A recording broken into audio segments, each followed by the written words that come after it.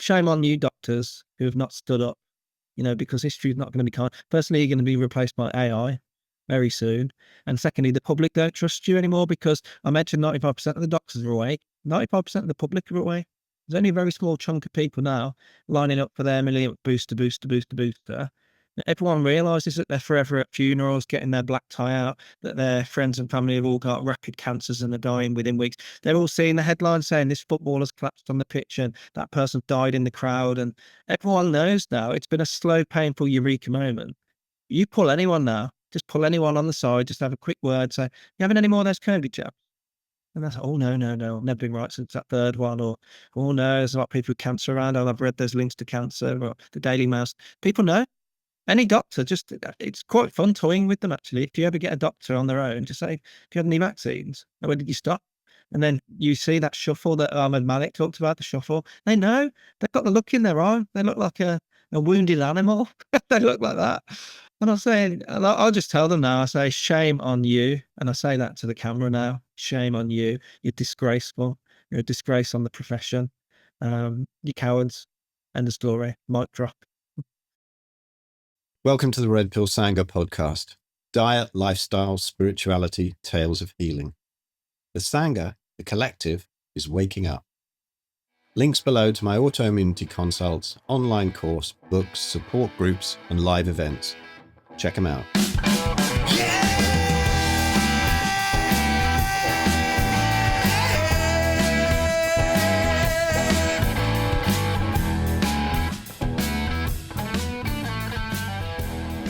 So welcome back, everybody, to the Red Pill Sangha podcast. And I have an absolute hero on today who I spoke to last, actually it was 3 years ago. And he'd already been through some hell, but things had got really out of hand recently. And I'm really honored that Dave would speak to me today, because I think it's an amazing story. It should get out there as much as possible, and he should get so much support from everybody. Dave, welcome. Dr. David Cartland, here he is. Thank you. And thank you for using my title, because most of the letters I get wrote these days are Mr. And they do that deliberately as well. They remove my qualification, which is just, that's not right. I'm a doctor. I've trained as a doctor. Exactly. I may have been temporarily struck off, and I mean temporarily, because I fully intend to fight all of this as we discuss the story and the tale of where there's nothing I've done wrong. Meanwhile, we've got a lot of doctors at the moment being actively let off some very strange things, like raping patients and castrating women and being let off. And, even this week, there was somebody doing something they shouldn't do to a partner on a train, a doctor, and they weren't struck off. And it was quite a lewd act. And meanwhile, I've got stitched up for writing some letters of support for bodily autonomy, dressed up as the GMC's falsifying medical documents, which I never did. I wrote letters saying Phil Escott's bodily autonomy counts, and if he doesn't want a treatment, he doesn't need one, and left it at that in 5 people's cases for extenuating circumstances. And the other 4 cases were harassment.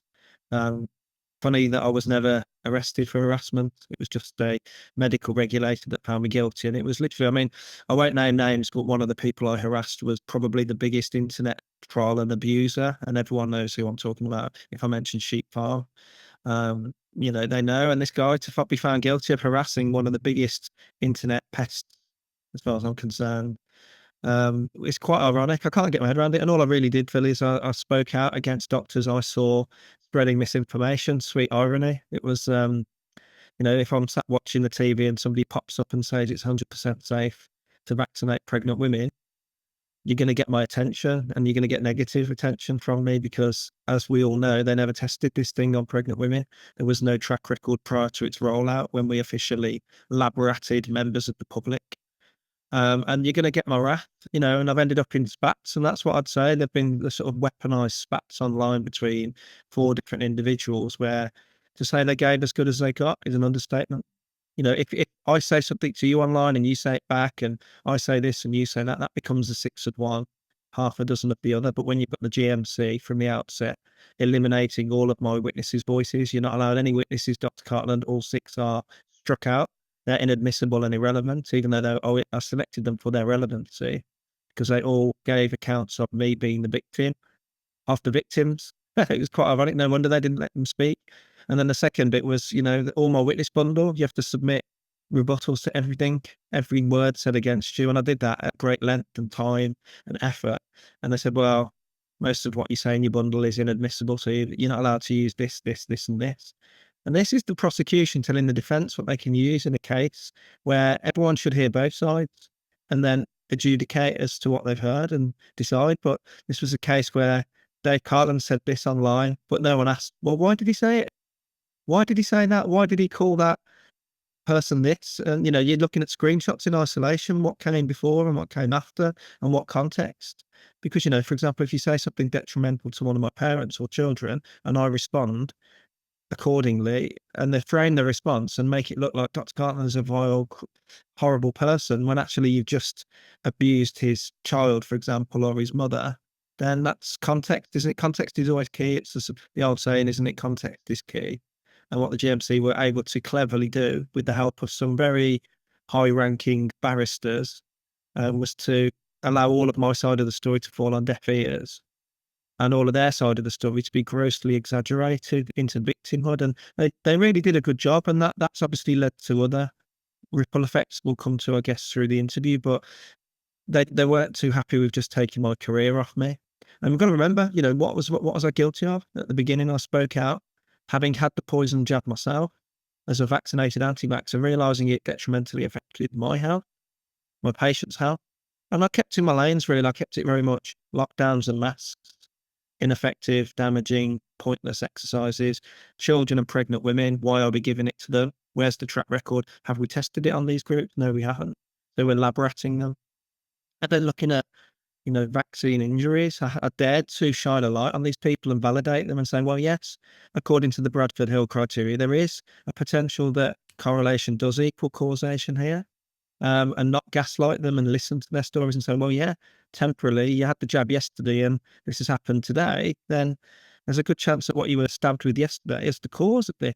Same way as if I stick an injection into any human and they drop down on the floor dead, I'd expect to be arrested and asked what was in the syringe that I pushed into their arm, like a murder case. So it's all very odd that this has happened, and it really has. It's not just the life that I led as a doctor, extinguishing the passion that I had for getting up every morning and helping people. That's a deep-seated vocational, plan of action. I mentioned yesterday on a video that's gone pretty viral. I recorded myself at Big Say. I wanted to be a doctor from the minute I was 5 years old. And I knew that. And every decision in my life, be it clubs I joined or the sporting activities I did or, the non-curricular and curricular things I did were always geared to put me in a position where I could sit and help, my patients, in the conventional sense at the time in the NHS model. But sometimes things happen for a reason, don't they? And take me out of the system I was never going to be, I was never meant to be in, really. So I look back and, it's quite funny because I was going to hand my license back. I've said that from the outset. I wanted to win the case. And at the very end, I would do a very own mic drop moment and say, you can have your license and stick it where the sun doesn't shine. But they haven't stopped at that, as we'll come to. They've tried to ruin every aspect of my life. I know it's horrendous. Now I'm going to put a link underneath to the chat we had with Dave back in 2023, because around that time, before that, I'd learned about you, but kind of got introduced to you really by Mark Atwood. And Mark was so impressed with what you were doing, and so was I. But to fill in, if most people probably know what's happened who are going to be watching this, but Dave's a proper doctor. You actually wanted to help people. You didn't get into it for the money. You didn't get into it because you were a big pharma shill. You actually got into it because you wanted to help people.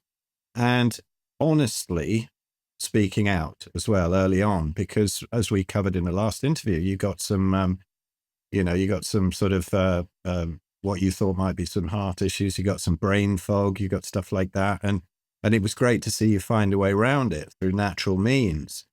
And we chatted quite a bit about it because my channel's quite a bit carnivore content, and we chatted about that. And you'd lost a load of weight. I think you lost about 15 kilos at the time, going against all the current dietary advice. And now we see just how deep-rooted this is. We'll kind of get into maybe how deep-rooted it is later on. But let people know exactly what has happened now, because, you know, it shocked me the other day. Well, it didn't shock me, but it saddened me the other day when I actually realized that they'd struck you off. And it was like, sorry to my language, but I really am sick of this, for fuck's sake. You know, my missus is a nurse. She's refused all of these things, the jabs, the muzzles, everything. And now her colleagues are getting very sick. Not just the patient, she's saying, but the colleagues as well. And they don't think she's so mad. There's some serious stuff going on. And you would think that it would be great heroes. But people say to me, oh, you know, this anti-vaxxer doc, that one, you know, Doc Malik, friend of mine too. And, you know, he's spoken out against everything. And I say to them, you know, when they say, oh, this guy's killing people, this guy's giving out bad advice, I just say, well, look at the motivation. What is the motivation? They lose their careers. They get completely hounded. Their characters get trashed. They lose their income. Sometimes they even lose their lives. Now, you know, touch wood, this is not happening so much anymore. I think they're going more for people, you know, like presidents of countries that won't, you know, cooperate with their big banking system and stuff. But so, you know, please God, you're safe from that. But, you know, what actually has happened now? What did they do? What pushed them over the edge? What great thing did you say? And what horrible crime did you uncover that made them do this?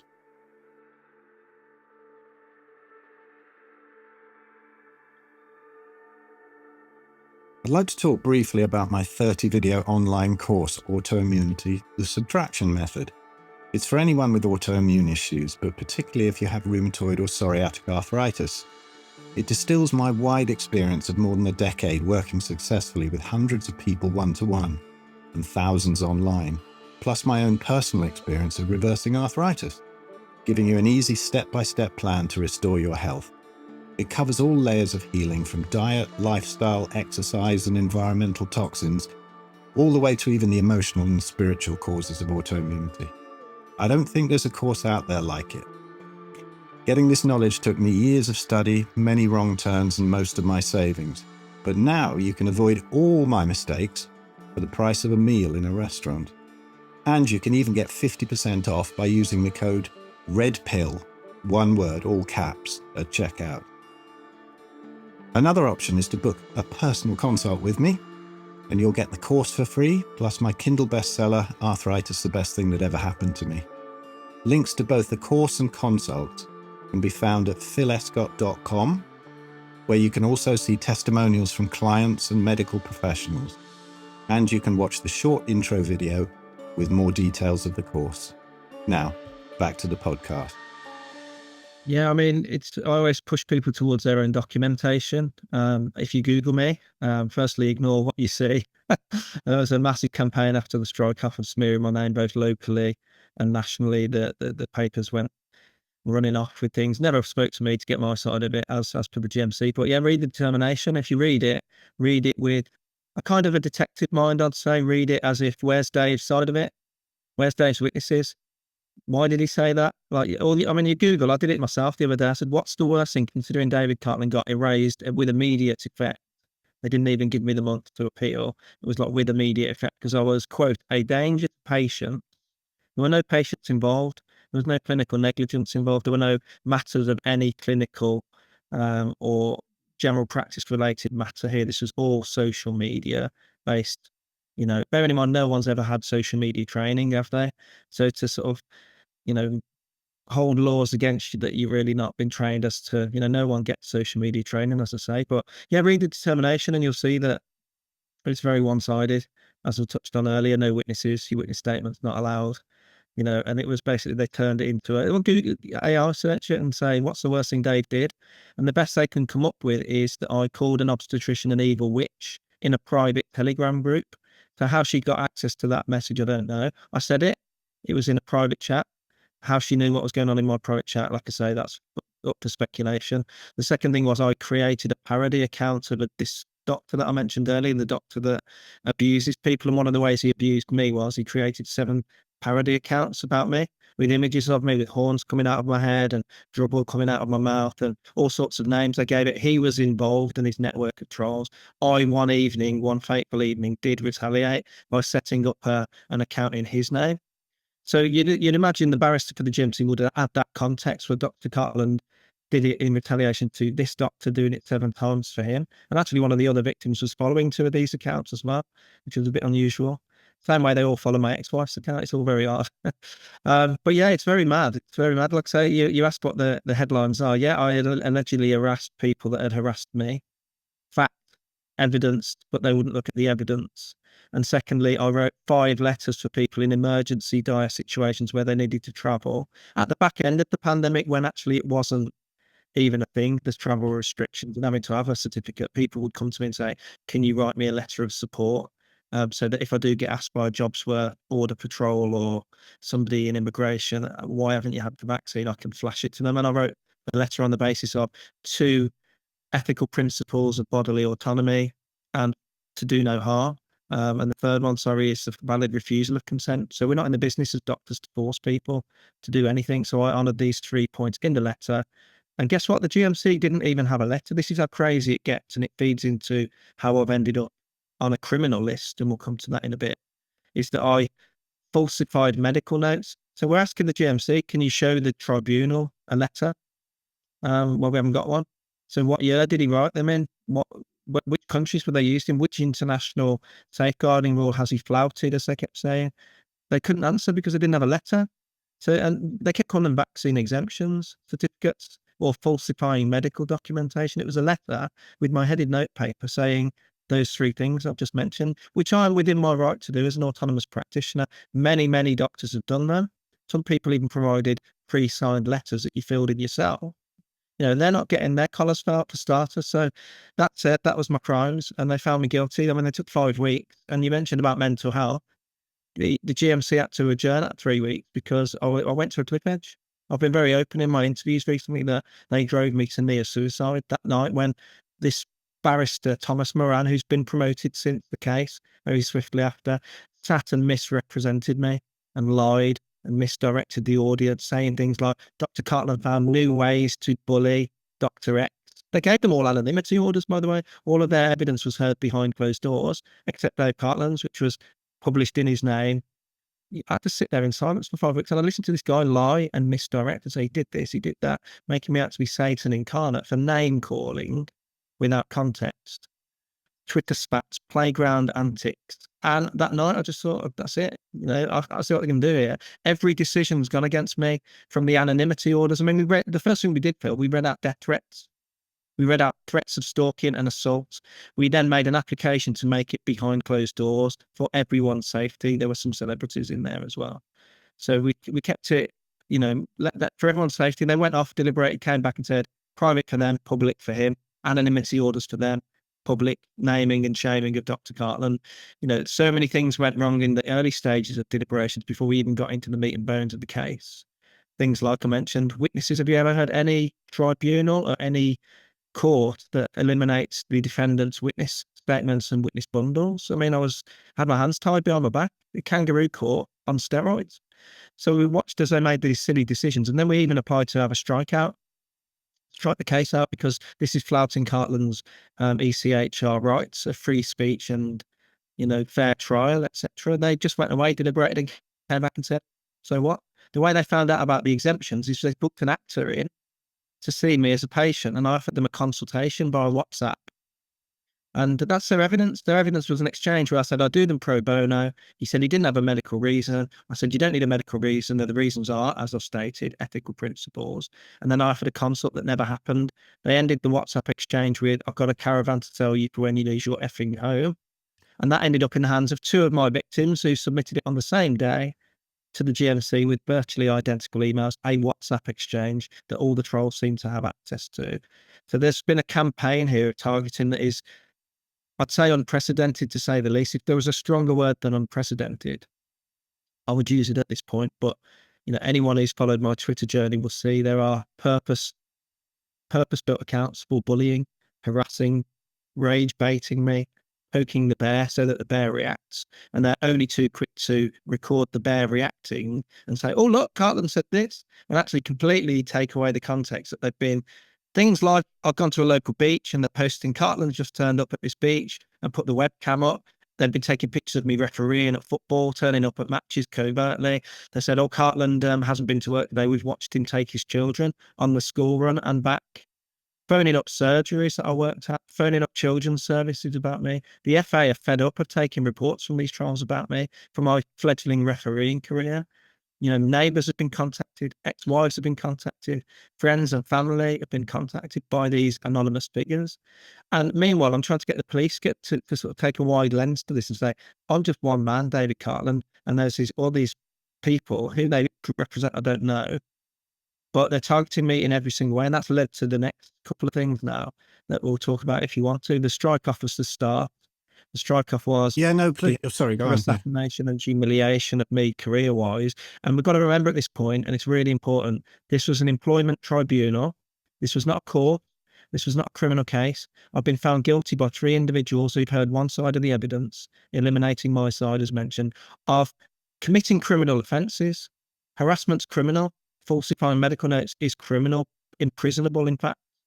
I did neither of them. And if the GMC had an opportunity to report me to the police, they would have done. I've had no arrest. I've never spoken to a police officer, and they know that their civil balance of probabilities and, you know, kangaroo court, that just about got them that 51% that you need for balance of probabilities. If it went to a copper, they'd easily see that the 3 individuals were bullying me in various different ways, that the practice manager had discriminated against me and bullied me. And that these falsified medical notes simply weren't falsified medical notes. They were letters supporting ethical principles. They were never used, you know, let alone copied into the GMC to be able to make such a really serious accusation. And that's knocked onto DBS, and we'll come to that in a minute because it's an important thing for people to realise. They start with your career and your reputation and your finances. In the background, I'm swatting away legal challenges and legal letters and people coming after me left, right, center, trying to financially cripple me. And we've got to remember at the start of all this doctor spoke out about safety concerns and ethical breaches and evidence-based, data-backed, genuinely held beliefs and concerns. That I was witnessing something pretty unprecedented. And for that, like I say, the witch hunt for my career, fine. It wasn't really going to affect me, other than I'd have preferred to have been not struck off and handed my license back in that beautiful mic drop moment. But like I say, just Google me, you'll see what they wrote about me. I've been called a bully, a harasser, evil, reckless, dishonest, transphobic. Transphobe, I was going to say. Homophobic. And these are just because I posted safeguarding concerns about sexualized behavior at pride events. The GMC, one of their 17 charges was I showed hostility to the LGBTQ plus community, simply for fielding concerns about men with sex toys strapped to their body, picking up children, or men in gimp suits, fetish wear with sex toys inserted into orifices with children in the background, and me saying, is this appropriate behavior? You know, and that's what was called hostility to the LGBTQ plus community. That's on you can see that now. And that obviously the local rag then wrote inside the warped mind of dodgy, struck off Cornwall doctor and his homophobia. And they've gone through all of my Twitter. I encourage anyone watching this, find that article, read it, and try and find anything that's homophobic in it, because I'm not. That's the point. I'm not. There were gender critical beliefs expressed, which I protected. And you'll see all this reputation that I was an internet pest.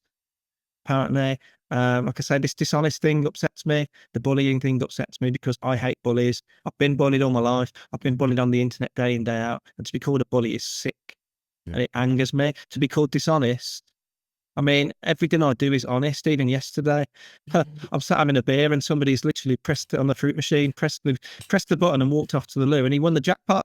And I'm sat next to this machine that's blowing up, and said to the guy on the machine next to him, I said, look, I'm going to go and take that money out of the machine, give it to him. And I went up to the toilets and gave this. So how honest I am. That's what I do. And I wouldn't have felt I couldn't have like took that money myself or just ignored it. I had to give him the money back. And so it just demonstrates an honest, ethical person. And I hated it because that's the way I lead my life. I'm a family man. I've got Christian worldview, you know, and it's been punished like that, and we haven't even talked about the criminal list. I don't know if you want to go there now or. Yeah, we will in a sec. I wanted to touch on the transphobe thing, because this has gone crazy recently. Anything you say, misgender somebody and you're in trouble, you know. I don't know if you've seen the channel Edge of the Matrix, my friend Steve Jeffries. It's amazing. He's an old friend of mine. I met him through Daz at the Daz band, and he's done a lot of videoing of our stuff and my events and things like that. Lovely guy. But now he goes out with a sandwich board saying there's no such thing as a transgender child on the front, and keep men out of women's sports on the back. And he's so cool. He's so chilled. He gets attacked so much. He gets like hot sauce sprayed over him. He gets everything's going on. He's only a little guy, but he's muscly and he's really good at jiu-jitsu. So that people really shouldn't attack him, because every now and again he's had to use that only in defense. But and not really that much. He's so very good at defusing things, and people coming up, and the anger from that side, who are convinced that there is such a thing as a child that needs their genitals cut off and puberty blockers fed to them, and kids that need books like In My Daddy's Tummy at school and crap like that. And so, you know, it's a great channel. You'd love it. You got to check it out, Edge of the Matrix. But he's becoming a bit of a celebrity these days. It's exploding, the channel, so much support. But there's so much aggression from that side. It's like whether it's, you know, the COVID enthusiast brigade, or whether it's the people who are telling Steve that he's spreading hate speech, and he's not at all. He's just interested in protecting children. And now you've got the same kind of attitude there, because I've seen some of your posts about this. You want to be protecting children from this lunacy that's going on. And yet somehow you've been told that you can't work with children. Yeah, we'll get to that. So yeah, everything off at the safety, safety first in all areas, children, pregnant women. And the first I heard about my transphobia was I put a really controversial tweet up on Twitter during the boxing in the Olympics, where the dude was beating up all the women. Yeah. Yeah, and won gold. And it's clearly that it was a bloke. It's clearly biologically, physique, etc. Speed. In the first bout, you've got the person who spent their whole life to be in that ring that day, throwing the towel in because they're getting clubbed around the head by a bloke. So that evening, I wrote on Twitter the following controversial statement: trans women should not be competing in combat and contact sport with biological women. So trans women shouldn't be competing in contact or combat sport with biological women. First I heard of it, I took up refereeing, and we'll come to that in a sec. But before I'd even refereed my first game, I'm being hauled in front of a panel about my transphobia. It's funny because 2 weeks after the FA had actually come out and said, we're going to go with the Supreme Court ruling of there are two sexes. Very transphobic thing to say, but they went with it. And at the same time, the English Cricket Board and the Lawn Tennis Association joined the FA in ratifying the position was in line with biology and not fantasy. And like I say, it's the biological reality. I read biological books when I was younger. This was not, female genital mutilation was a massive safeguarding concern when I worked in the Midlands, for example. And suddenly then you're talking about blocking children's puberty and castrating them. Where are the safeguarding leads gone now? Like I said, one of the big stands I had was in Cornwall, was the drag queen story hour. So you've got geezers dressing up in women's stockings and suspenders, because it's always sexual. They don't just wear wear your dame outfit, in the pantomime if you're gonna dress as the opposite sex in front of kids. But no, it's fishnet stockings and high heels and barely covered genital regions, and reading stories in a time where you can't even sit on Santa Claus's knee anymore because safeguarding concerns. Yet these drag queens are allowed to sit legs splayed apart. We've all seen the images. Then you're seeing pride events where, and it's not anything to do with the L, the G, the B, or any of the other letters. It's the T. And, you see things like Gays for Groomers, massive organization in America, absolutely bang on about it. They want to divorce the T because the T is normally creepy men in women's stockings and suspenders dancing and prancing around kids. And that's it. There's always a sexual element to it, without doubt. Steve gets a load of support from the gay community. Yeah, when he's out there, who understand what he's doing. Yeah. And it's just unusual because, like I say, it's always safeguarding at the center of everything. Safety, safeguarding. And now I've been placed on, as we'll talk about now, is a criminal list, and banned from even taking my own children, not my own children, my own children's friends, to football matches. And we'll tell the tale in between that. We'll leave that for now. No, go for it. Do you hear? Yeah. So, Yeah. so the strike-off happened. It was I can't remember. I've lost track of time in all this. It was like back end of the summer. The gavel goes down, immediately erased. All the papers run with it. Got pictures of my face around. Internet pest, like I say, all this damaging stuff. Fine, except that there was always going to be a media frenzy because I've said what I've said. I've got these dangerous views on ethics and safety. See, but that said, Halloween. There's never a coincidence when these letters come. I remember the GMC always used to deliver letters on the last minute before a bank holiday, 5 to 5. It used to come as an email. So you'd queue for the whole bank holiday or on a Friday evening. So same thing happened here. Halloween, you get a knock on the door. And I'd received this letter that's next to me now. You can't see it, but it's from the DBS. The DBS is what used to be known as the Criminal Records Bureau. So if you're taking on a new employee, you want to make sure they're not an axe murderer. So you run their name through a check and the check comes back criminal or not. Bearing in mind at that point, unlike the GMC's employment tribunal, they found me guilty without using the criminal prosecution, which is beyond all reasonable doubt the person's done it. So it's my charges have never been tested by a criminal or a court, civil, judge and jury ever. But yeah, I'm still found guilty, and that mud has remained for this follow through that's happened. So yeah, DBS letter. The crux of it was I basically just regurgitated the 17 GMC charges. And if you read those, actually, probably about 10 of them aren't even charges. It just says David Cartland owned this Twitter account, David Cartland owned this Instagram account. So they bulked out even the headline. 5 cases were suddenly 17 charges found. The one was the Cartland did this because he was hostile to the LGBTQ+. That was another charge, subjective as it may seem. There's 6 charges at the end of the same charge. But because I posted this email that I'd received in 6 different places where I'd fully redacted this individual's name, they'd rejected my job application for, called me an anti-vaxxer. And I just questioned it, saying, look, do you want a doctor or not? This job application's been out for months and months. I've applied with a pristine CV, all of these skills and qualifications, and you've literally replied within 10 minutes and told me that I'm an anti-vaxxer and I wouldn't fit in. So I named and shamed the practice, saying if you go to this surgery, and you can't get an appointment, it's because they've just locked mine in the dustbin. And incidentally, they'd won a discrimination award or non-discrimination award just before discriminating against me. So I've put a spotlight on that, and I was found guilty of harassment of this practice manager because she received hate mail. The hate mail was letters from, don't think they'd mind me saying, actually, the World Council for Health, Mike Eden, and a gentleman who's retired from Truro. I won't name him because he's an individual, but they wrote letters saying, here, practice manager, read the Pfizer documents.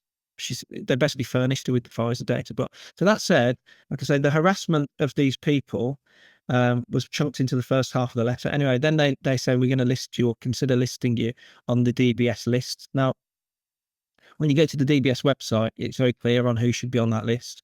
You have to be a convicted criminal, or you have to have harmed a vulnerable adult or a child, neither of which I've qualified for. So I really never thought much of it, Phil, if I'm honest. I've got a barrister to write an official letter, basically, get back in your box. This is an abuse of DBS. He's not actually been charged or convicted with anything. He's not harmed said groups because he has to pass the harm test if you've not committed a crime. I had 10 references. The references were a variety of people, from MPs, ex-teachers, people who are working in safeguarding, areas of practice. Even my local friend who's a foster carer wrote us something saying he looks after my kids, got no concerns. So that was that went back, and then last week but one, the decision came, and the decision was, despite everything that we said in the submission, they put me on the list. They put me on the list, and they explained the reasons for putting me on the list.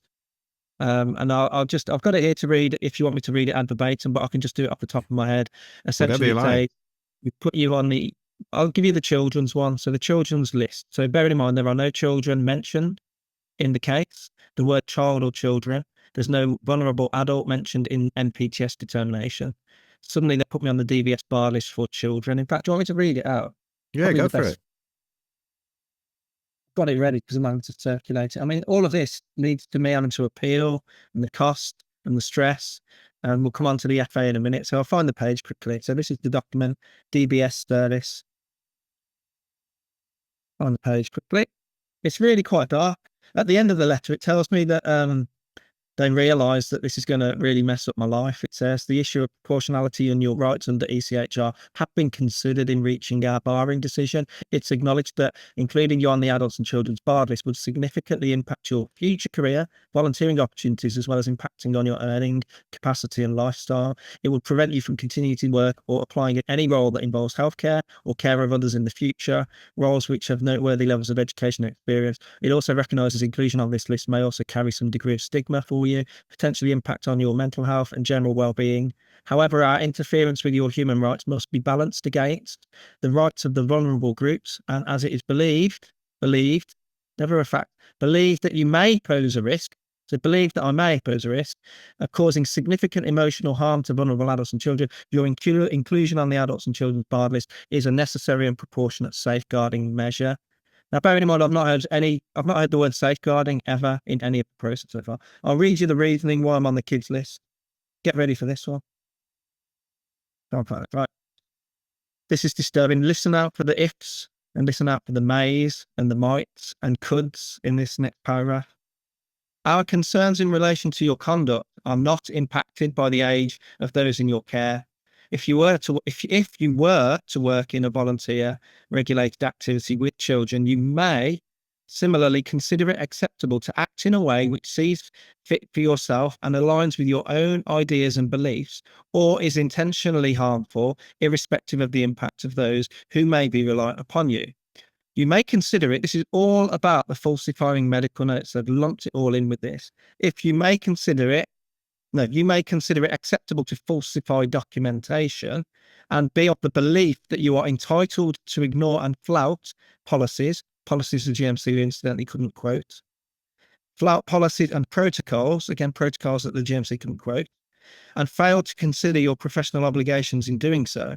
Furthermore, you may actively go against the advice given you, and overall it is considered your conduct poses a considerable safeguarding risk if you were to continue to work or volunteer in regulated activity with children.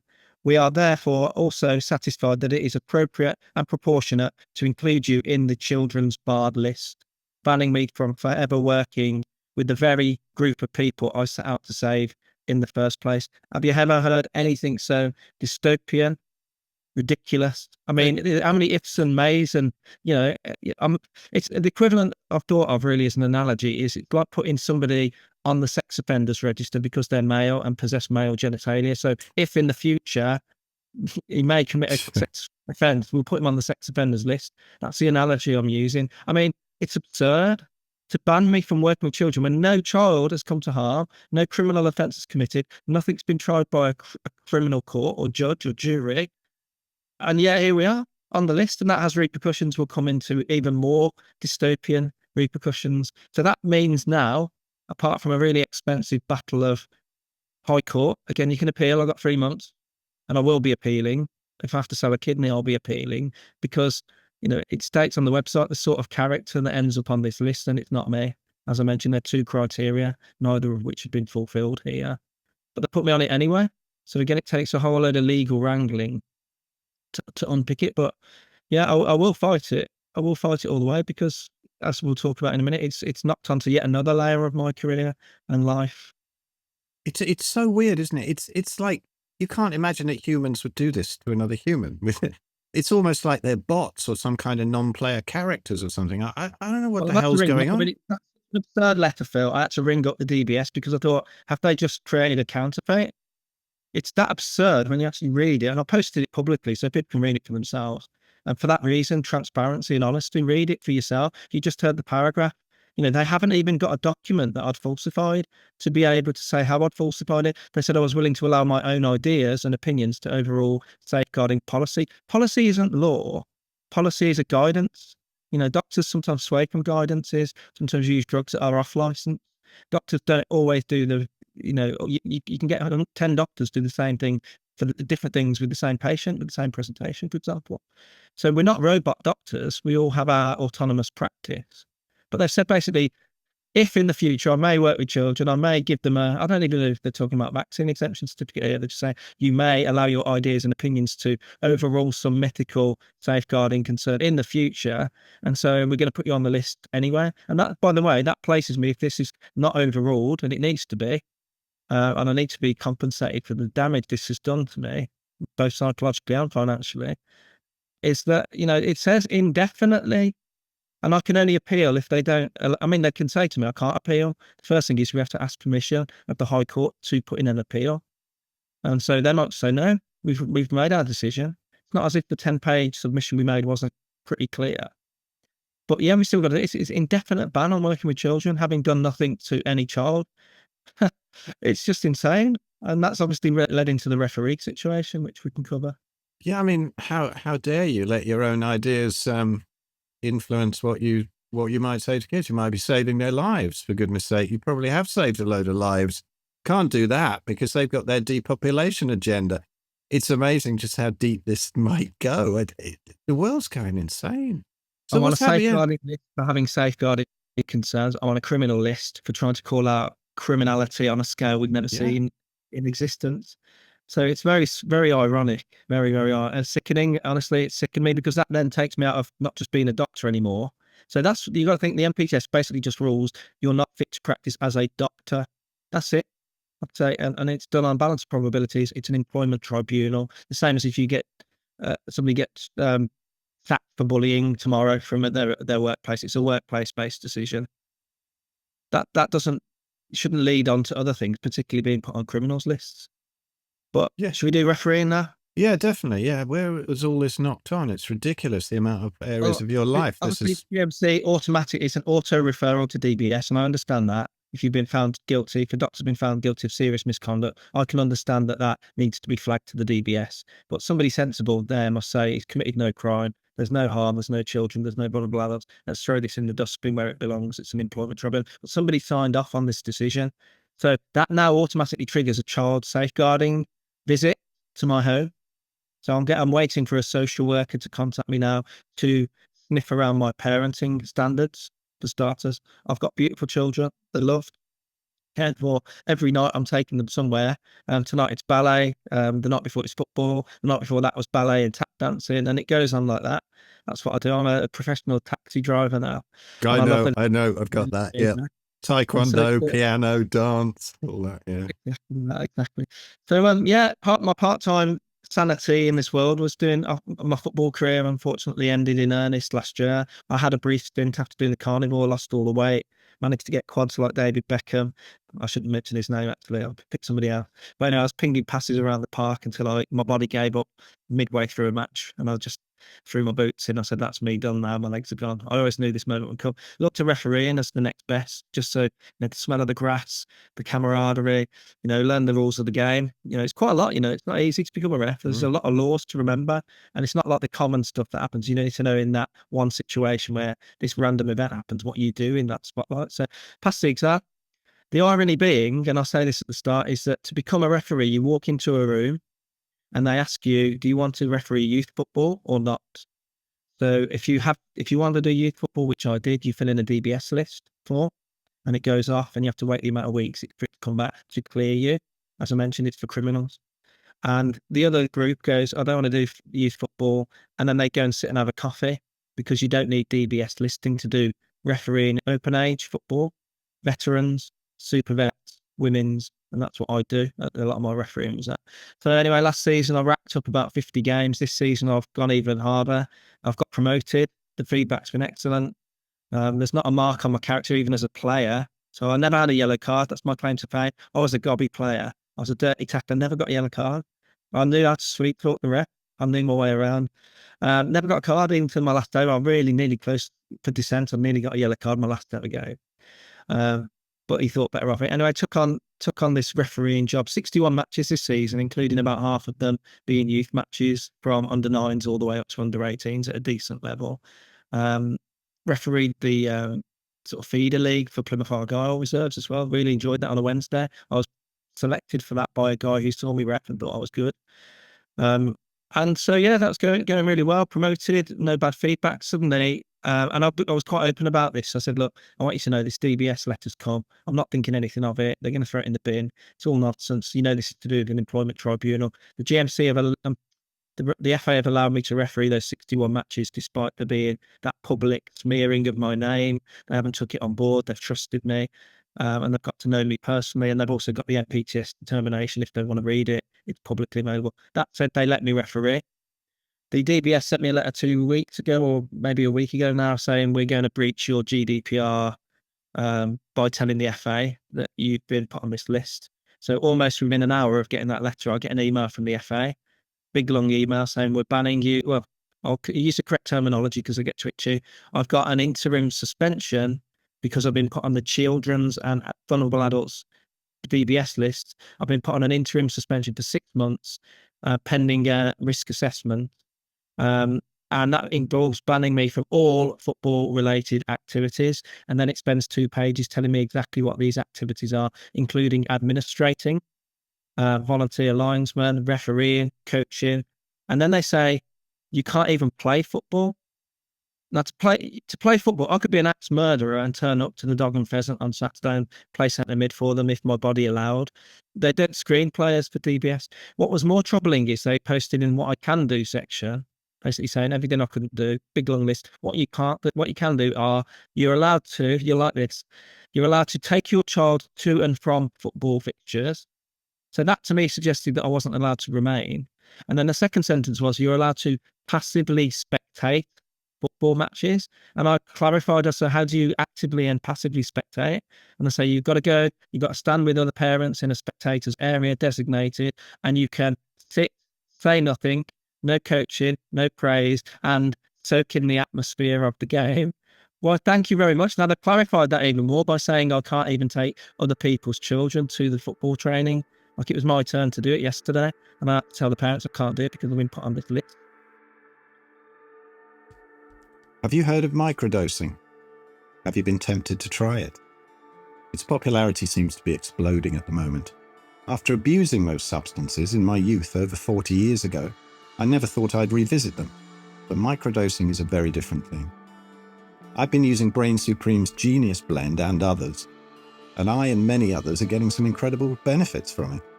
For example, recently I managed to learn 27 songs in 2 days for a last-minute drumming gig, something I believe would have been impossible for me without.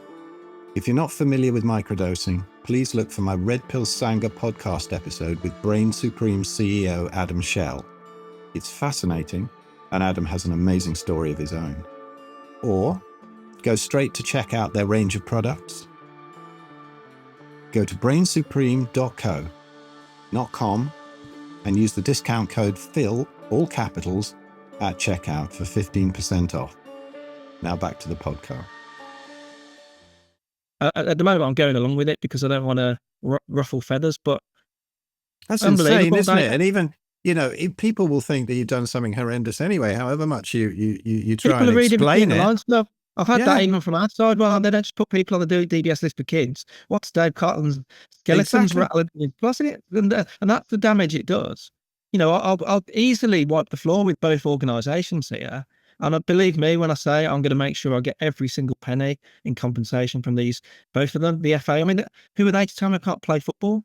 That's a ring. I was coming out of retirement last Wednesday for a jumpers for goalposts, low level, kind of like bunch of blokes that turn up on a Wednesday and play half an hour each way. I had to ring up the manager saying I can't play. I've been put on this list.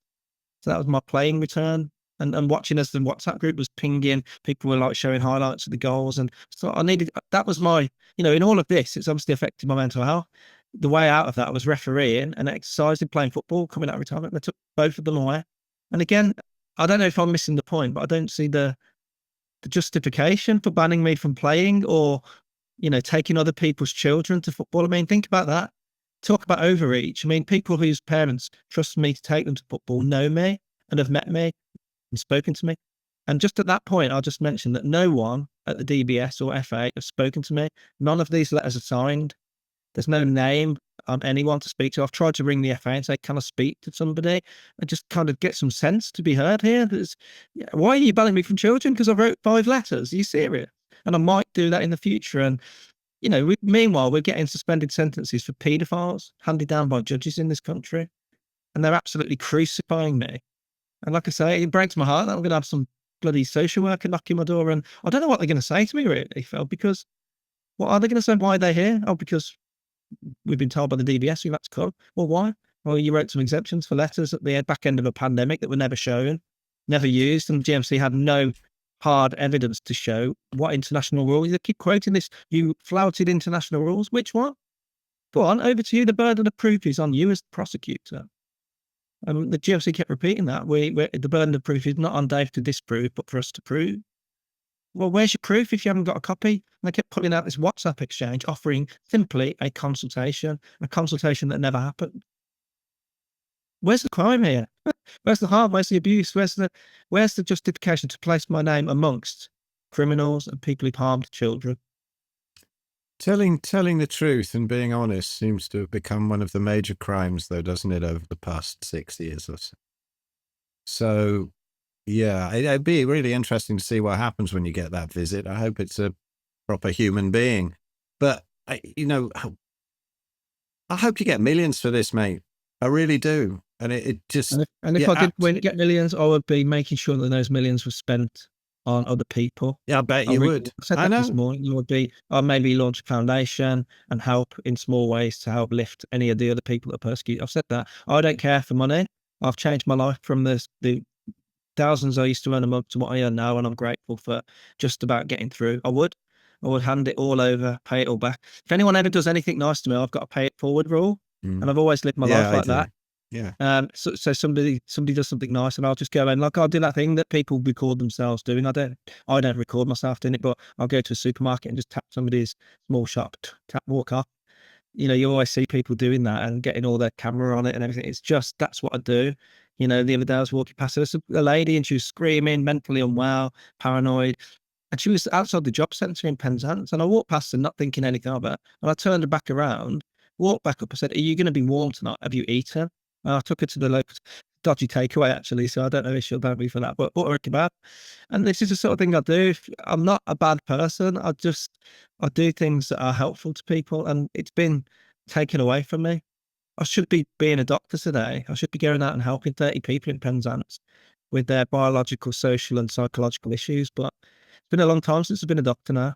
I mean, I had a little stint at a surgery for 6 weeks just before I was called a danger to society. Do you know what they said as they made the ruling? They said, "Dr. Cartland has brought the profession into disrepute and he has negatively affected public confidence in the profession." And then they called me a danger to patients when there were no patients involved. I mean, talk about, being economical with the truth. They just flagrantly lied, Phil. That's what they did. It was a complete fit up. They used to go off and they used to adjourn the case. They'd adjourn the case and they'd say, and they'd come back with something that had been pre-written with all the legal case studies and case law, and they'd nip off, come back after 5 minutes and read out this 2-hour statement that they obviously didn't write in 5 minutes. The whole thing was a fit up. I mean, even to the people they brought in a high rank, CPS barrister. So she was one of the highest ranked, head of the CPS, London, Claire Lindley. Her name's publicly available. Secondly, Thomas Moran, he's a homicide and terrorist barrister by day job. So they're brought in the big guns here to take Dave Cartland on for calling an obstetrician an evil witch in a private group, creating a parody account for a guy who created several of them towards him. One of the statements I've got, I won't say it, actually, I was going to go off and, no, I can't. Scrap that thought.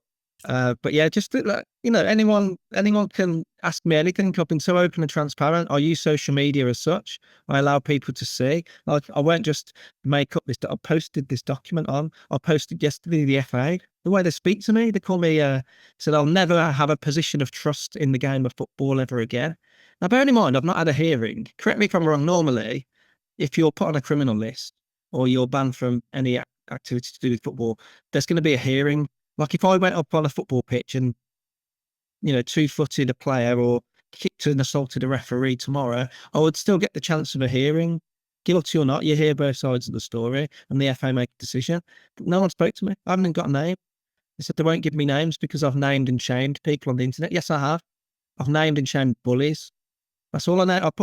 I've been recently in the police station in Penzance for harassing one of my biggest harassers. It was like eat, sleep, repeat. The police came around my house. I took the kids swimming, and that was my Friday evening. Daddy taxi service came in. There's a cop car outside. Knocked the door, disturbed the entire house, and came to have a conversation with me about my malicious communication and harassment of, I won't say the person's name, but Mr. X, I'll call him. And my jaw dropped. I said, I'm actually thinking I've compiled a portfolio of evidence. I was coming to the police station about him because he's issued death threats on me. Anyway, I had to go the following Saturday, interview under caution, read my rights out and all the rest of it, feeling like an absolute criminal. And I went in with a ream of A4, all of his tweets. So they basically handed over 5 tweets. Did you do this, Dr. Cartland? Why did you do this? And it was an image of the guy who lives in Thailand. And he's basically saying, this is Mr. X. He's posted about me 895 times. I don't know him. He continues despite me asking him to stop. Please leave me alone, Mr. X. Does your wife know you do this? So that's the sort of thing they were handing me at the police station. I said, yeah, this is called naming and shaming a bully. So I said, can I read my pile? And I was starting with page 1. I'm going to beat your brains out using a baseball bat till blood comes out of your ears. And I'm like, and I carried on reading these. And in the end, they NFA'd it, obviously. And they got it. But they're not going to take any action against that guy because he's in Thailand. They're not going to take any action against the other stalkers in Costa Rica and Thailand and Canada. There's one. They're all over the place, these people. They're dotted around. And my question still remains, who are these people?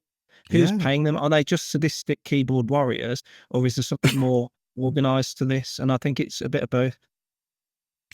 It's weird, isn't it? You can see, I get these attacks, so I understand, but it doesn't impact me like it impacts you. I mean, the first few I got, sort of death threats from vegans and stuff on my YouTube channel, it was kind of disturbing, but it doesn't really, well, I'm horribly shadow banned, and that impacts my income. And, I don't get consults and things. I have to go on Anthony Chaffee's podcast to get any consults these days, but I read this out, I know the feeling of getting this from people you don't know. This was somebody who I had said, I get loads of vegan attackers, but I even had become good friends with them. And I never get aggressive in response. Said lots of love to you. And I hope your awakening isn't anywhere near as agonizing as mine was, with the psoriatic arthritis and whatever. Anyway, the very chilled out response to it. I get this one. Phil Escott, you're so full of shit, you disgusting corpse-eating ghoul. I've been vegan for 40 years, you fucking idiot, and I'm a lot healthier than you, I bet. Go suck Joe Rogan's cock, you knuckle-dragging, caveman cosplaying douchebag. Everything about you disgusts the fuck out of me. You primitive-minded corpse munchers are destined for extinction, and I hope you bleed from your constipated, cancer-laden ass, you ignorant, meat-headed loser. And you're like... that's pretty hardcore. It went on and on, that wasn't the only one, but it's kind of funny. I mean, I just responded with lol. I absolutely laughed out loud at that, and I can't thank you enough. That's probably the best example of vegan compassion I've ever seen, and I've seen a lot. It just shows what 40 years practice can do. But my point is that I don't know what's really going on, because there's on all the other sides of things, like anything that falls under the sort of elites and what they're doing, whether it's jabbing us, or whether it's getting kids' genitals cut off, or whether it's leading us into plant-based diets. On that side of the equation, of the arguments, I guess, I don't like sides, but there seems to be one being created. There always seems to be real aggression and stuff. And I think what we need now, it's creating so much division. Like, one thing I always love to quote is that wonderful meme early on in COVID, where there's a guy being loaded into an ambulance, and it says, man in critical condition after hearing slightly differing viewpoints. And I love that, because it just shows the absolute nonsense, because the aggression, you've been chilled with people. You've been nothing but honest. You've been caring for people. This horrendous aggression that comes, there's some desperation now. One quick other thing you heard about in Canada now, that they're trying to cover up all the vaccine damage information for 15 years. I was like, there's got to be some desperation now, because people are waking up to this. Yeah. Well, the UK HSA just said we're not going to let the public know what the separation of vaccinated and unvaccinated excess deaths, because it will upset and cause trauma for the widows and widowers. Yeah. So this is it. But you're right about the aggressiveness, like you say. I mean, that's a good way of doing it, how you've responded. But I mean, these guys don't stop. They put pictures of my wife, they mention my kids. They even got a picture of my dog and knew the name of my dog. And they turned me into Adolf Hitler, Ian Brady. They put me on the Epstein list with a picture of Jeffrey Epstein. I've been put with Jimmy Savile in bed. They put a picture of Jimmy Savile next to me cuddling in bed. I was going to read the letter. I mean, there's nothing that they don't do. So I've got a personal email and I'm opening the emails, and you've got dildo accounts opening, porn accounts opening, all the rest of it. I've got a business email account. I'm just going to read you the last 2 emails I got from these. This is from an unknown account called nobody@dism.com. I want to take this opportunity to tell you that your wife is very fit and experimental. I can't believe she can do that with a pineapple. Please keep getting drunk at the bar, pretending to be a doctor, as it gives me more time to mount her from behind and pull her hair until she squeals like a moose. And just the last one, just to get the picture. How sad is it that a doctor, I mean, ex-doctor, can't even referee a kid's football game now? It shows how pathetic you are. You creep around kids, so I bet you're in the Epstein files. You think you got rid of her, but she still sees you too. Better add that to your iCloud files and be sure to tell your prison husband what a good little snitch you are. I'm sure as you're getting passed around for noodles, that they'll call you doctor before telling you to get on your knees as you swallow more semen than your whore wife does, and you will swallow. You're not a big boy in real life. The mouthy shits don't last long inside. That's who I meant to. I send it to the police now. No action. I've sent 20 people who stalked me physically. No action. Dave Cartland, names and shames a bully, is called into the police station for an interview under caution for 5 tweets where I'm just naming and shaming the guy. That's it. And even though he's putting death threats out on me, this is how twisted it goes into the police system. It goes into the judiciary system, goes into the regulatory system. These people are everywhere. They seem to have contacts in the FA from what they're posting today. One of them flagrantly, this guy's got 3 accounts. Look it up, Moby Richard. Shouldn't really give him the airtime, but 3 accounts tweeting about me day in, day out, and seemingly in regular contact with the FA, according to their postings today, that they've got contacts. It's all about contacts, and they've got contacts in the FA. So who are these people in the FA that are speaking to Moby Richard and the Cornish pasty and Dr. Fraud and all these characters? I know how it sounds when you go into the police station and sound being stalked by a Cornish pasty. Unbelievable. Dave, give me 1 second. I've just got to pause it because I got the window cleaner knocking on the door. So got to tell him I'm on a podcast. Give me 1 sec. 1 sec. Okay, right. We're back again after a comedy episode with our wonderful window cleaner, who's a hell of a character. We should get him on the podcast one day. Actually, he's a very interesting dude, but making a racket out there and wants me to make him coffee and stuff. I'm not doing it right now. Anyway, where were we, Dave? We were there with this horrendous messages. My God, that one about your missus and stuff. It's just astonishing. What is honestly going on in these people's heads? That posted picture. I mean, she's digitally divorced me. So there's no, she doesn't name, I won't name her now, but she avoids my surname. There's no images of me and her together. We've digitally divorced, like I say, just so these trolls don't go after her. Yet they found her business website. They're posting images of her. She went to the police saying, why are these trolls mentioning me? I'm not even on social media. Why are they saying these horrendous things? Police say, well, it's in the public domain. Your images, it's on a website. She was like, that's not the point. A, why are they doing it? B, how have they found me? So the thing there, she's changed the name completely on Facebook. They're posting it now. She's got a completely different name, a picture of a sunshine or something like that. I don't know. But they even found that. So whoever they are, I'd like to know at some point. I wonder if I will ever find out who these perpetrators are. They might just be crazy Antifa types. I don't know. There's various speculations on them being 77th Brigade. There's various speculations of them being a group called CCDH. There's various speculation. Team Halo, Project Halo were involved. CTI League Reality Team. All these things I'm streaming off so you can research yourself. They've got websites. They tell you what they do. They're disinformation ops people that spend their day, you're butting disinformation not by debate and data and papers, but by ad hominem attacks and vexatious, malicious reports to the person that's giving out the misinformation in their opinion. That's what they do. There's a thing, and I'll post a link to it hopefully on this talk. There's a thing called the kill chain. I posted it on my Substack, and it's basically what they've done to my life. And I took every layer of it. So, aside from being in prison, where I'd probably get more kind of human rights shown to me, they've taken away my career, they've taken away my reputation, they've taken away my relationships, my exercise ability, my hobbies and interests. Financially, this all costs money. GMC cases and high court battles and barristers and lawyers and solicitors cost a lot of money, so they financially hit you. And that's why I think the FA and the DBS are doing this at the moment. It's just another couple of legal cases that they hope I don't take any further because I'm financially crippled. But my God, they're wrong on that. I'm going to fight this all the way. And even if I have to sell a kidney or whatever I have to do, I will fight to reverse all three decisions because they're just not right. Well, I've harmed no one in this. The GMC was not a patient-based strike off. I've been told by the trials this was a political career assassination. You'll never work as a doctor again. Whatever you do, even if you jump through all the hoops they offer you, you will never work as a doctor. They will never allow that to happen. This was the trial who broke ranks temporarily to say they'd overstepped with the FA and the DBS day. I hate your views on COVID. I think you're an idiot. You've killed loads of people, but this is overkill. This is one of the trials, like I say, quite surprised to get that from them.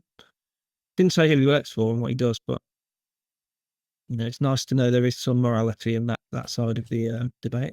It's amazing. I mean, where do you think this is coming from? How deep down rabbit holes have you gone? Because I mean, I look at stuff now, and you hear things that sound kind of a little bit far fetched, like David Icke's reptilian stuff back in the 90s. But yeah, everything else he said is kind of true, and you just wonder this is how deep it goes, because I can't believe that humans would treat each other like this. And now things go into the I don't know bin. I don't argue with anybody about anything. It's maybe the Earth's flat. Maybe it's a simulation. Maybe there are reptilians. Maybe that I don't know. But when people start arguing about it, it's so bizarre. And that's what they want. They want this division. And for us, even among the truther movement now, awful word, but people are starting to argue about this and that. And now the Epstein files have come out, and then there's AI. So now people are saying, well, actually, a lot of this is AI. And one AI will say, yes, this person, it is true. He did that on the Epstein files. Then another one will say it isn't. So everyone's confused as to exactly what is going on. The truth is so difficult now to uncover, isn't it? What do you reckon? What's at the root of all this, Dave? What's caused this craziness on the planet? I don't know. All I say is when you get too close to the truth, then there's ways of stifling it, like with me. In that situation, like anyone who digs too deep will get reprimanded. So, I was thinking that this morning, actually. I was brushing my teeth and I was thinking, when you get close to the truth, you take a lot of flack when you're over the target. But you've been nuked. So you must have been real close, right? I've been nuked, publicly crucified, hung, drawn and quartered. And I'll just keep going back to the original day when I spoke out. What was the reason for doing it? You said it, you touched on it earlier. I say to people when you call me a shill and controlled opposition, just ask the person in front of you, what have they lost for their stand?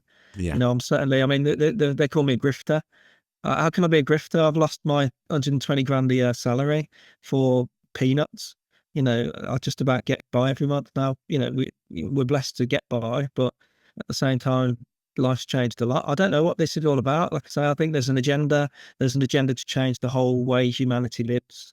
It is elite driven, and there's a plan to get the useless eaters or whatever they call us under control. Resources, financially, behavior, and it's happening. I think there's been a pre-planned attack on humanity for a long time now. I think the people we see now are just the puppets that were always meant to be in the position of power when this happened. Look at Starmer, for example. Yeah. Look at what's going on in the party that's been elected to run the country. They've got a bit of a pedo problem, it would seem.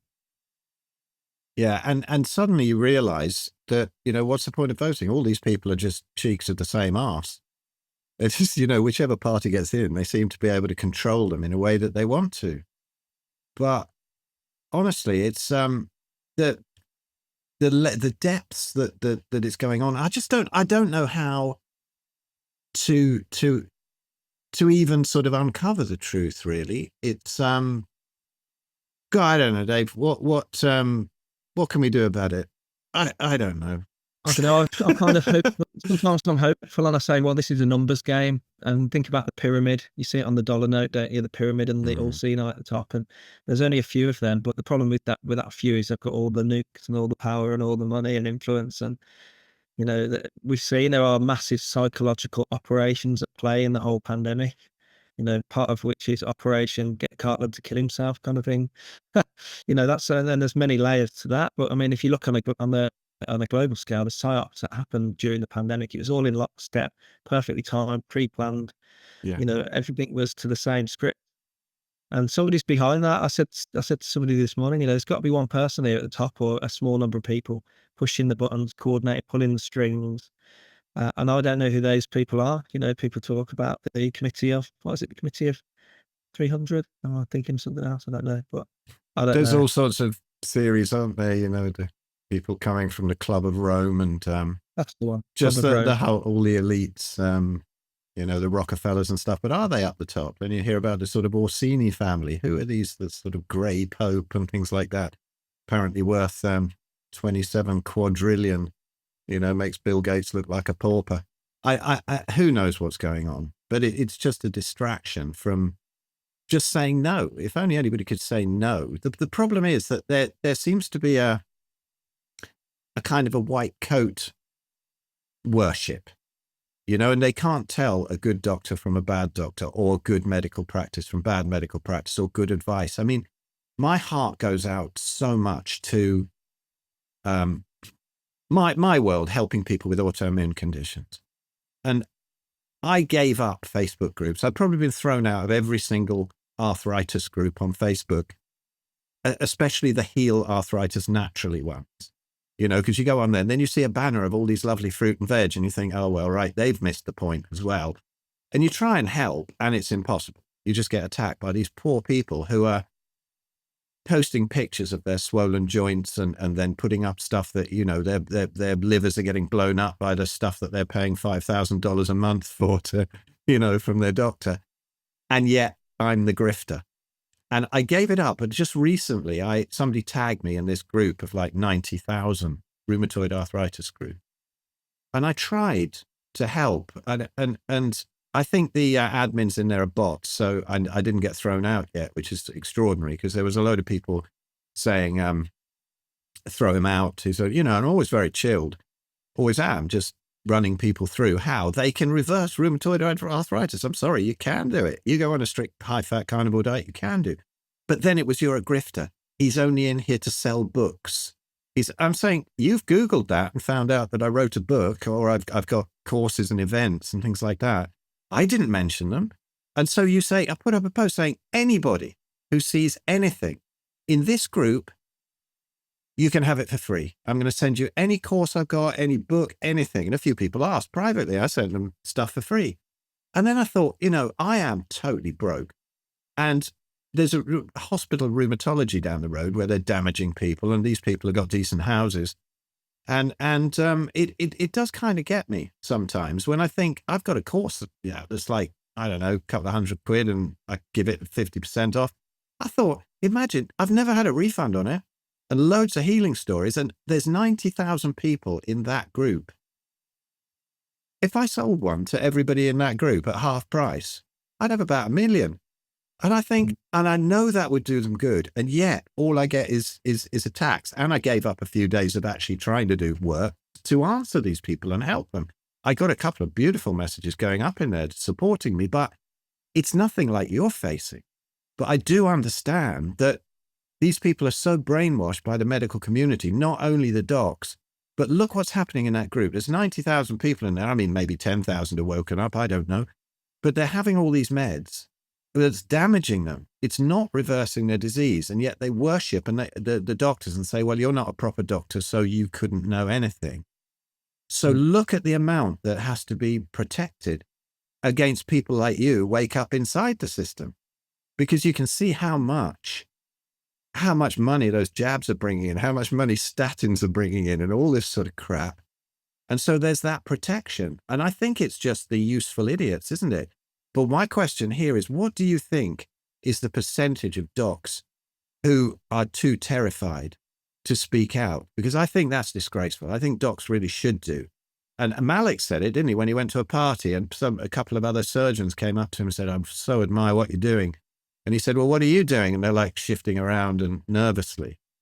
What do you think? Are there docs woken up now? Because I know a load of the nurses are. Without doubt, it's the most common angry moment I have most days. I wake up to a load of messages from doctors and nurses online. In my last job I mentioned, I was working up in North Cornwall, having a great time. People were recognising me from podcasts. Nurses and doctors were popping into my room at half time just to say, making sure no one saw them enter my room to start with, but then would have a conversation saying, I'm seeing these weird vaccine injuries. How are you treating them?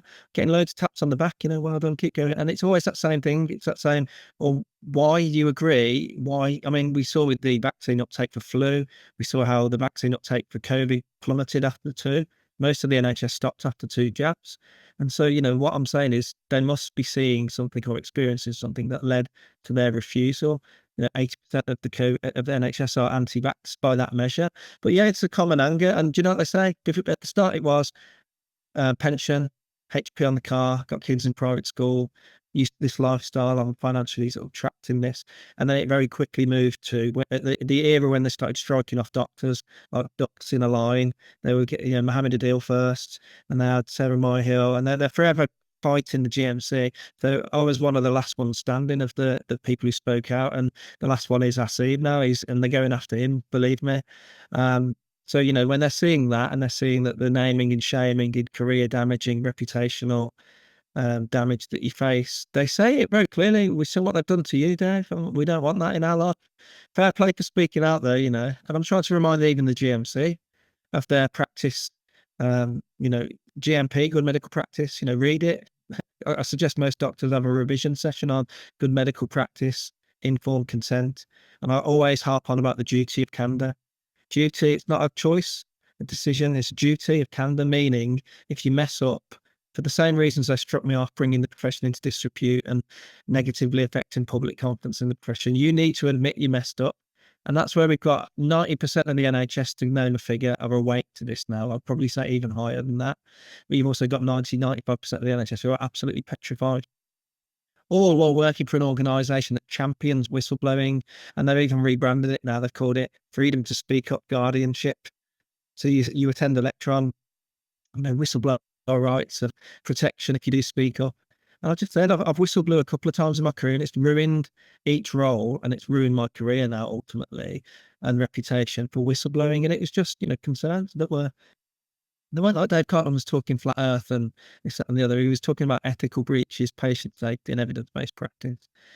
Shame on you doctors who have not stood up, because history is not going to be kind. Firstly, you're going to be replaced by AI very soon.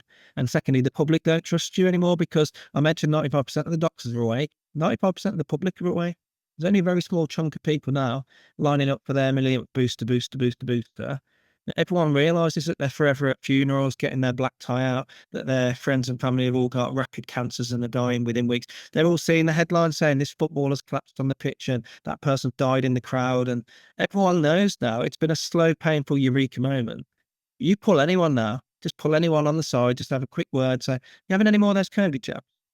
And that's, oh, no, I've never been right since that third one. Or, oh, no, there's a lot of people with cancer around, and I've read there's links to cancer, or the Daily Mouse. People know. Any doctor, it's quite fun toying with them, actually. If you ever get a doctor on their own, just say, have you had any vaccines? And when did you stop? And then you see that shuffle that Ahmed Malik talked about, the shuffle. They know. They've got the look in their eye. They look like a wounded animal. They look like that. And I'm saying, and I'll just tell them now, I say, shame on you. And I say that to the camera now. Shame on you. You're disgraceful. You're a disgrace on the profession. You cowards. End of story. Mic drop. Fantastic. Yeah, that's absolutely what I think. I've never been able to shut my mouth about anything, and I don't understand how people can. I don't know how they sleep at night. But what do you think is going to happen with the NHS over the next decades or whatever? Do you think it's going to crumble? Do you think eventually this will all come out because the trust is going down so much? When is there going to be a domino effect where the docs go, oh, listen, look, honestly, yeah, we saw through it. We could, what's going to happen, do you think? It's too late for them now. I mean, we talked about an agenda, and there's definitely an agenda to, they don't like the NHS. The NHS through at the point of access, it's always been frowned upon. As soon as it was implemented, pretty much, it's debt-ridden. Everything's broken in the NHS, from the brooms that they use, the cleaners, all the way up to the computers in the top offices. Nothing works, and it's deliberate. And this trust thing is the major one. I said this all along, because everyone knows now, and all the doctors are quiet and shuffling around talking about their pensions, and they don't want Dave Cartland treatment, the cowardice. And the people that come to me through my health coaching, I say, we come to you because you've been struck off, because you've been the sacrificial lamb to the slaughter. There's no place for these doctors. I speak to the people who come to me because they will never, ever, ever go near a doctor unless their limb is hanging off or their heart stops beating. That's where I am. Yep. Even then, it's through gritted teeth, that they do. And this trust, it's like any trust relationship, isn't it? Once you break the trust, you need someone on the other side to rebuild the bridges and admit it. This is what duty of candor is. We messed up. Whenever I had a sort of minor thing said about me or complaint, you've got to nip it in the bud, even if you didn't do it, just to appease the patient and to stop the complaint procedure and to build that trust. It's this sacred golden calf, the trust in the profession, and it's gone. And it's gone. And I actually think it's quite funny now, in a sort of twisted sort of way, because these people are going to get what they deserve. They'll be the jobless ones when people are coming to me in their thousands, and they'll be replaced. I've seen it. The AI replacement started even in the back end of my career. People coming in with reams of AI, and they already know what they want out of the doctor because they've run it through Grok or they've run it through whatever the Google equivalent is. They've got robots operating on patients now, doing appendectomies and prostates, all the rest of it, laparoscopies. So they don't need humans. You see it in the supermarket. There's very few cashiers now. It's all contactless. It's all self-operation. And this is the same in the medical profession. You're going to type in your symptoms. Grok will give you an answer or the equivalent, and then you'll be auto-prescribed something, and then a drone will come along and drop it into your garden. See what they want. Yeah, and it'll be drugs and pharmacare, which is why it's really important that, a lot of the work I do is to create a parallel system. They can't touch you for things like that. In that DBS letter, it says anyone seeking health advice is, in fact, I'll get the exact sentence here, just so you get how ludicrous it is. That basically, let's have a look. I'll have to paraphrase it because it's 10 pages down. It says anyone who seeks health advice is by definition a vulnerable adult. So you see where they're going with this now, yeah? Because I'm doing my health coaching, and anyone who seeks health advice is a vulnerable adult. I'm on a list that bans me from working with vulnerable adults. See where this is going? They're going from a health coaching next. So the people who book in with me, they're big enough and ugly enough to look after themselves. There's plenty of disclaimers and waivers and signing educational agreements. People who come to me because they will not seek health advice anywhere else but from me or people similar to me. So if they come after that, that's another court case and I'll win. So keep them coming. I'm looking at yacht magazines at the moment. A quick reminder of our 2026 live events, and hopefully each year after that if you're watching this after 2026. First, we have our flagship event in Spain in November, the most exclusive carnivore retreat of the year in a luxurious resort. Spend a week hanging out with star speakers from the carnivore world, with delicious food, amazing company, and friends and contacts made for life.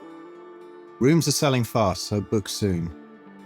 Second, we have our UK event, the Ancestral Health Festival in Rainford in August.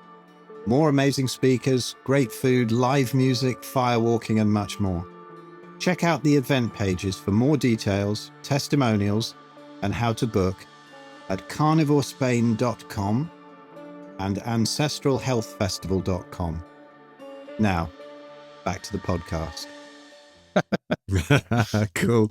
No, it definitely will be. An end to it will come when from another system being created. There's no point trying to bring down the original one, is there? It's just like a bully, isn't it? Where the best way is to just completely ignore them and just burst out laughing, take the piss, and then eventually it takes their power away. But just to walk away.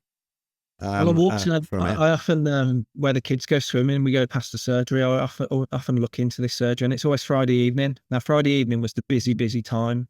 I've watched through the whole scamdemic and all the aftermath. These places are empty now. The doctors are doing triage, doing everything but see the patient face to face. The ones that do see the patients aren't even doctors. What I call noctors. They're just pseudo professionals, and they're dangerous, by the way. And I'm going past these buildings and seeing on a Friday evening when the place should be heaving with toddlers throwing Lego around and, snotty, coughing people, and it's empty. And this is 3 surgeries in a row. You don't see anyone going or out of that surgery for half an hour. And the people vote with their feet now. Personally, they can't get an appointment for love nor money. I know. You It's have weird, to isn't it? tell your soul to Satan himself to get an appointment with a GP here. But at the same time, people are choosing not to go. And I don't think they've picked up on that yet. They're empty and they're probably sat having coffee and a cake and enjoying the quiet times. But Friday evenings used to be hell. No one wanted to be duty doctor on a Friday. It was hell. And now they're empty. Bit of dancing or something like that, but it is weird that, like, my friend, I have a friend who actually has been on this podcast, a credible injustice he had too, where he was in prison in Bali for 5 months for a trumped up small possession charge, when really they were trying to go after nicking his resort, and they did in the end, and now he's penniless. And in England, he was a manager of very famous people and bands, and manager of a band I was in the early 90s. Wonderful guy, but he's got diabetes. He knows what to do about it, but he's got a bit of sugar addiction, so he keeps it going. He's got a bit of neuropathy. And so he went down to the surgery, and they said, well, yeah, we can't see you for another month or something. And then we can't even put you down as diabetic. And then he said, yeah, but I've got, some numbness here. And they basically said, well, your toes haven't gone black yet, but if they do, we can cut them off. And that was basically the advice. And then, my missus, apparently there was a diabetes expert came in to talk to everybody about diabetes. The first thing they said, what we have got to stress is that this has got nothing to do with diet. And I thought, this is NHS advice, but everybody knows now. Surely that's the low-hanging fruit of ailments, isn't it? You go keto or carnivore for a couple of months, that sorts itself out. Type 2 anyway. And they're actually saying that. I don't believe how they can possibly believe it, but they're going for a narrative that is keeping the metformin sales up and stuff, eh? It's the same in oncology as well. I've had a recent patient who, client, call them what you wish now, I can't call them patients, clients, has come to me, and they've been using ivermectin. That was their decision. It wasn't me influencing them. They've been using ivermectin, and they've also been doing keto diets. And the conversation came up about both points to the oncologist. And the oncologist wasn't just like any old person. He was like a top professor at a London oncology unit. And he said the two quick questions that the client said to him was, is carbohydrate metabolism feeding the cancer with sugars and processed stuff? Is that bad? And he said, no, there's no evidence for that. It's a conspiracy theory. Cancer metabolism has nothing to do with carbohydrate load. And the second thing was ivermectin. He said, well, what about this stuff, ivermectin? Immediately the face looked almost angry and said, well, that's just a conspiracy theory. There's absolutely no evidence base for ivermectin in cancer. Well, look, if you've got an oncologist saying things like that, I do worry. Firstly, if they've got a mask on, walk away. Secondly, if they tell you there is no evidence base for ivermectin in cancer, then walk away. And, rather than, this guy had managed to shrink his tumour down with this. Now, if I had a person who had a tumour that had shrunk, I'd want to sit them down and say, what have you done? What have you been taking? Your tumour's gone from that size to that size. You haven't took any allopathic drugs on. What have you been taking? They don't care. Meanwhile, they're saying ivermectin is a conspiracy theory. That's the difference, isn't it, between a good doc and a bad one? I think I mentioned it the last time we spoke, but if people haven't heard it, they've probably heard the story quite a few times, but it's one of my favorites. When you can see it on my YouTube channel, a very shadow banned video about my mum's breast cancer reversing. You can see it going to ulcerate through the skin. It's right on the verge of that. And then it just reduced completely, skin back to normal, everything. She was like 93 at the time. We did it with a carnivore diet and a bit of an iodine protocol. Anyway, her oncologist, it was the first time he'd ever seen anything like that. And I wonder what he's done since, because as I said to him, he was saying, how on earth did you do that? Because he treated me as an idiot, obviously. Even when I said that there's all the, the sweet vending machines and chocolate and crisps and stuff all through the oncology department. And he said, I never thought of that. I said, you're joking.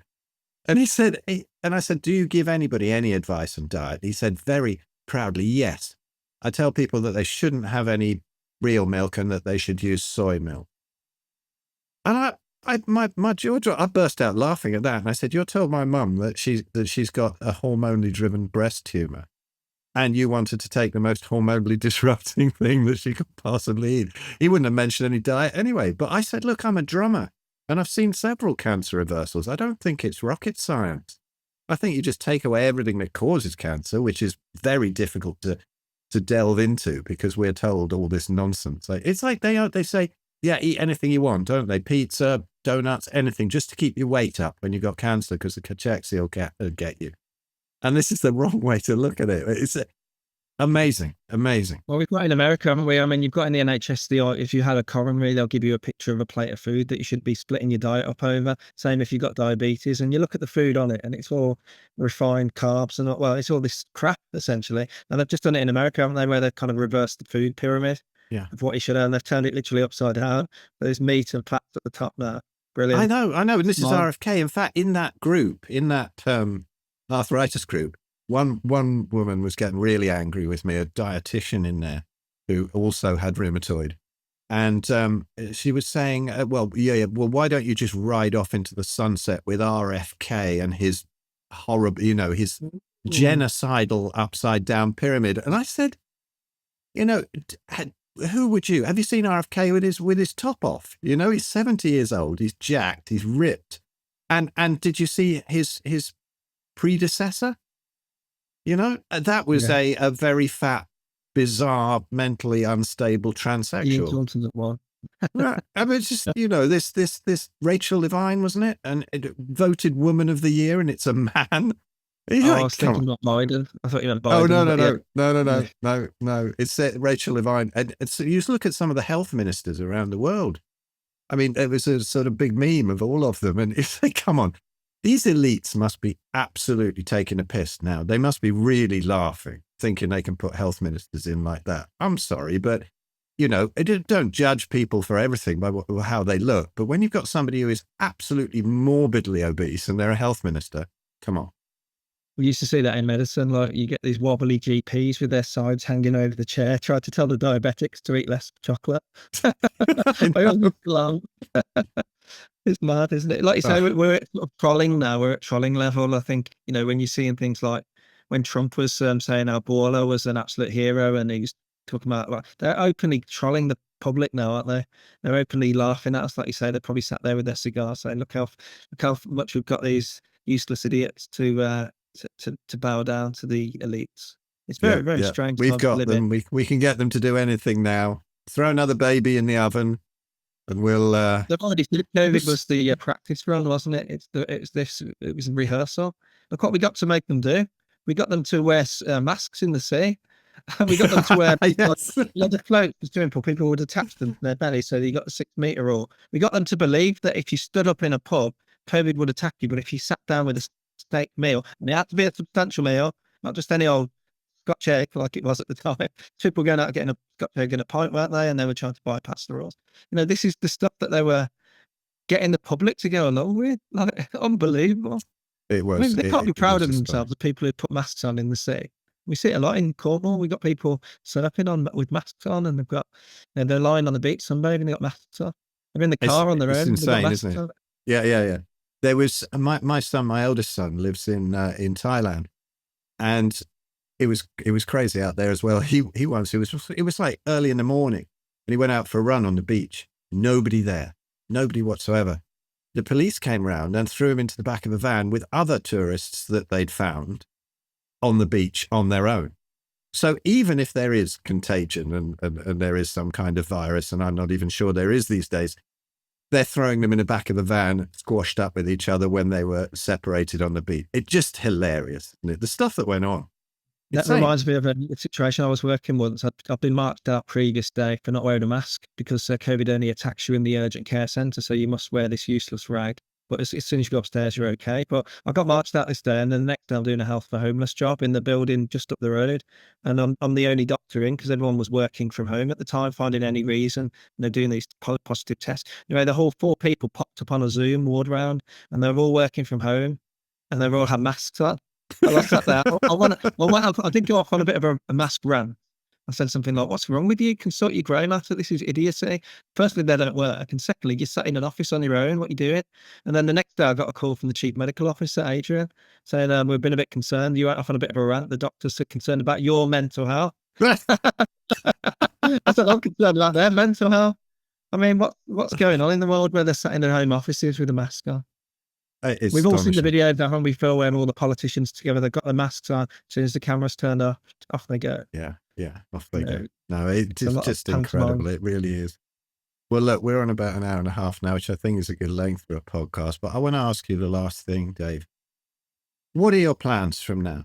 What are you going to do? Where do you see the next bit coming on, and working with clients? And will you actually be able to find a way to do that? Because I think, as a proper doctor, you need to be working with clients, don't you? The people need you, not these buggers who won't speak out. What's your plans? Yeah, it's a great question. It's one that keeps me awake most nights at the minute, as they keep punching me when I'm down. But, they're making it deliberately difficult to work within the system. So if I accept that, there are ways around it, parallel systems. They're trying to go after me for doing the health coaching, but health coaching, Google it. It's not a regulated activity. Anyone can do it. You can do it. I can do it. My wife can do it. My kids can do it. Call yourself a health coach. Suddenly, because it's me, it's anathema. You can't do it. So first thing I'm going to do is get justice. I'm going to reverse these decisions. There's no two ways about it. I shouldn't be on a criminal list as I've committed no crime. I've harmed no child or vulnerable adult. I shouldn't be banned from football. I should be allowed to take my kids' friends to football matches. These are, you hope, easy givens, slam dunk cases in front of a judge. And then I'm going to go for the head of the snake. I'm going to go for the big GMC reversal. They can say that I missed the 3-month deadline. I will not stop. If I have to go to the court of wherever, the highest court in the land, the Court of Human Rights, the Court of Appeals, they're going to listen to this, because if they're going to sanction me from working as a doctor for life, you should have a whole life to appeal that. Lifelong sanctions should have lifelong appeal periods. No, it's not my fault that I was skint and had no money to pay 50,000 quid up for a judicial review, because I've been lawfared out of it. This is what I need to do. So yeah, there's one part of righting the wrongs and do it, getting justice for the injustices. And then secondly, most days I'm speaking to people who've got really exciting projects going on, in parallel systems. It's about kind of growing those, really. And the good thing about me is I've made my position known. Everyone's seen my face, hopefully, now, and realizes that I'm not what they portray, and I should be a pioneer in the new system, really. And I hope I am. If I've got enough energy left at the end, I'd like to be like, imagine, being a health minister and actually, whoever your political persuasions are, there are good noises coming out of certain parties about what they're going to do to all these COVID-related crimes and sanctions. They're just going to wipe them. Imagine being the future health minister. I'd be putting everyone on carnivore, not statins. And I did Nice. that. I did that one ago, actually. I think it was after our call and after my stint on carnivore. I put 19 of my patients who'd come in over 3 months to have some statins, and with really low cholesterol, like 4.9 or 5.3. And I said, I'll tell you what we'll do. And they waddled into the room, most of them. And I just made a note of the patients. Said, have you heard of carnivore? Intermittent fasting? No? Well, we should put you on carnivore. And when you get into it, and I always say, it sells itself. Once you're on that second week of carnivore, you just feel $1 million, don't you? Mm. And these 19 people waddled into my room and waddled back out the first time. I saw them all 3 months later, 4 months later, and all their metabolic syndrome had eased. All of their numbers, but for one, had gone down. HbA1c had come down, blood pressure had come down, waist circumference had come down, energy levels went up. All of their markers of cardiovascular disease gone. What have they been doing? They've been eating fat, protein, meat, and no carbohydrates. Surprise, surprise. And, they've got to explain that to me. It wasn't an official trial, because I walked out of that surgery in the end because they had nurses jabbing 5-year-olds who'd refused any more jabs. They'd had heart issues and they were still jabbing kids. So I walked out before the kind of end of that study period, really. But yeah, I've seen it with my own eyes. I've done it myself. You've done it. I've seen people's inflammatory conditions ease. I've seen people's tumours shrink. Not just with the carnivore, it's multifaceted, but when we've got a system that makes it illegal to cure cancer under the Cancer Act, or to make a claim of curing it, it's deeply, deeply sinister. When you've got oncologists who don't really give a monkeys about people who cured their cancer with non-allopathic alternatives, they just gaslight the person in front of them. They'll tell them it's a conspiracy.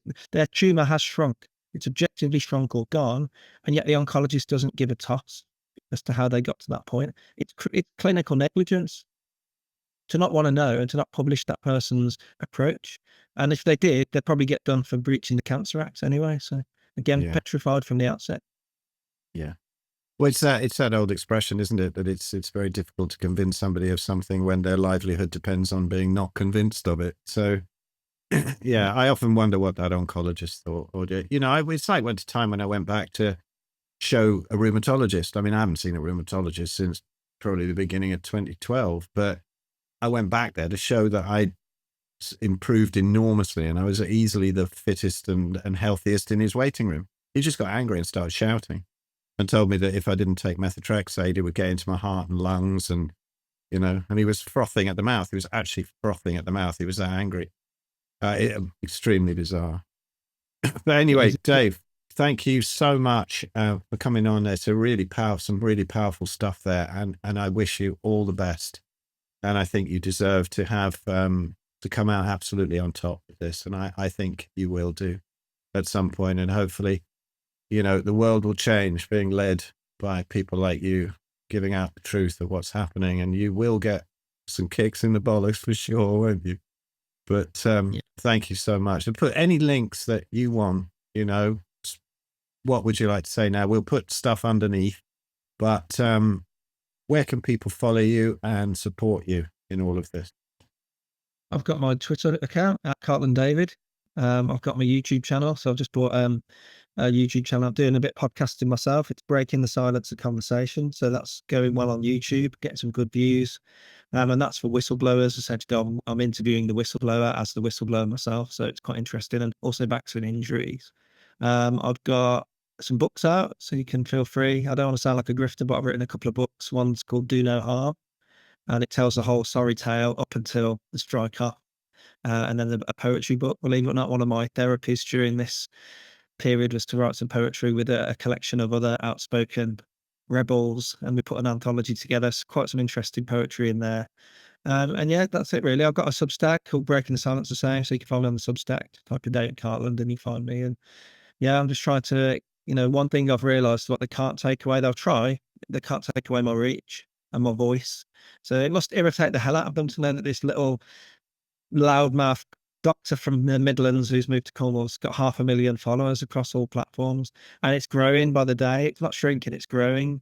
So, they've created a bit of a Striveland effect really in terms of their sacrifice of me, because people are angry. They hear this story and, my strap line is always, if they've done it to me, they can do it to you. People got to realise that. And if we don't stop and stand up for Dave Cartland or these other doctors, then it could happen to us in our non-medical lives. Yeah, I'm going to continue loudly, proudly until my last breath. Fantastic. Dave, thank you so much. Thanks for having me, Phil. Always a pleasure. Music with the people.